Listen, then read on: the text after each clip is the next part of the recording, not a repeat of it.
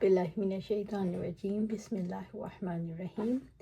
खेत वाला टखनों तक पानी भर ले।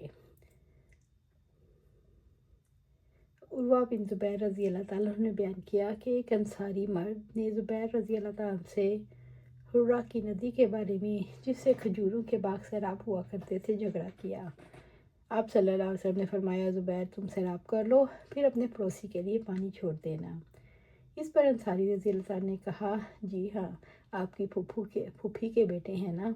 आप सल्लल्लाहु अलैहि वसल्लम का रंग बदल गया। आपने फरमाया, ज़ुबैर तुम सैराब करो यहाँ तक कि पानी खेत की मंडेरों तक पहुँच जाए। इस तरह आपने ज़ुबैर रज़ी अल्लाह ताला को इनका पूरा हक दिलवा दिया। ज़ुबैर रज़ी अल्लाह ताला कहते थे कि कसम अल्लाह की, यह आयत इसी बारे में नाजिल हुई, हरगिज़ नहीं, तेरे रब की कसम, इस वक्त तक ये ईमान वाले नहीं होंगे जब तक अपने इख्तिलाफात में आपको हकम ना तस्लीम करें। आप सल्लल्लाहु अलैहि वसल्लम की इस इरशाद की बिना पर सैराब करो और फिर इस वक्त तक रुक जाओ जब तक पानी मंडेरों तक ना पहुंच जाए। एक अंदाज़ा लगा लिया, यानी पानी टखनों तक भर जाए। गोया कानूनी तौर पर यह असूल करार पाया कि खेत में टखनों तक पानी का भर जाना इसका सैराब होना है। पानी पिलाने के सवाब का बयान। अबू साले ने और उन्होंने अबू हुरैरा रज़ी अल्लाह ताला अन्हु ने कि रसूलुल्लाह सल्लल्लाहु अलैहि वसल्लम ने फरमाया, एक शख्स जा रहा था कि उसे सख्त प्यास लगी।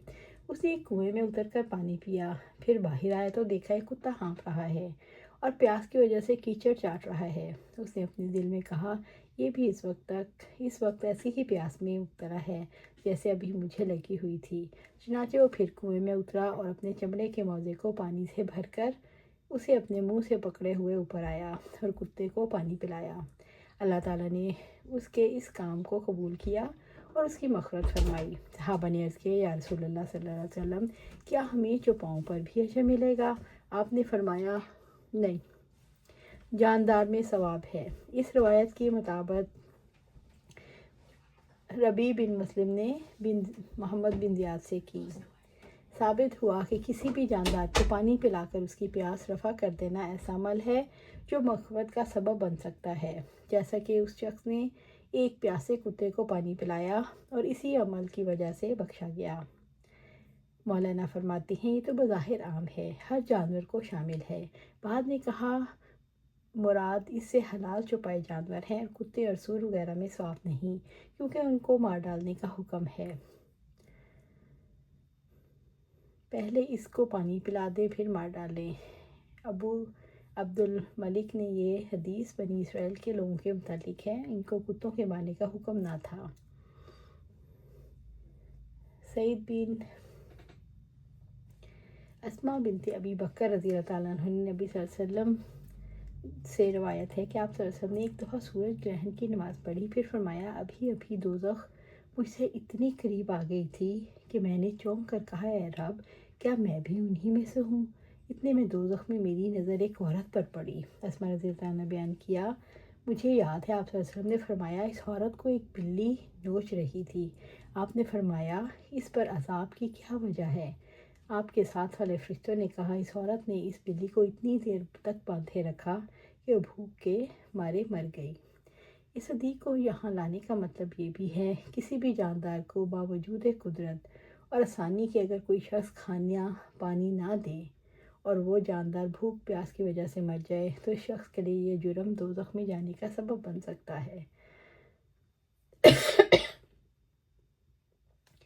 अब्दुल्ला बिन उमर रज़ी अल्लाह ताला ने कहा कि आप सल्लल्लाहु अलैहि वसल्लम ने फरमाया, एक औरत को अज़ाब एक बिल्ली की वजह से हुआ जिसे उसने इतनी देर बांधे रखा कि वो भूख की वजह से मर गई और वो औरत इसी वजह से दोज़ख में दाखिल हुई। आप सल्लल्लाहु अलैहि वसल्लम ने फरमाया, अल्लाह ताला ने इसे फरमाया, और अल्लाह ताला ही ज़्यादा जानने वाला है, कि जब तूने इस बिल्ली को बांधे रखा इस वक्त तक ना तूने उसे कुछ खिलाया, ना पिलाया और ना छोड़ा कि वो ज़मीन के कीड़े मकोड़े ही खाकर पेट भर लेती।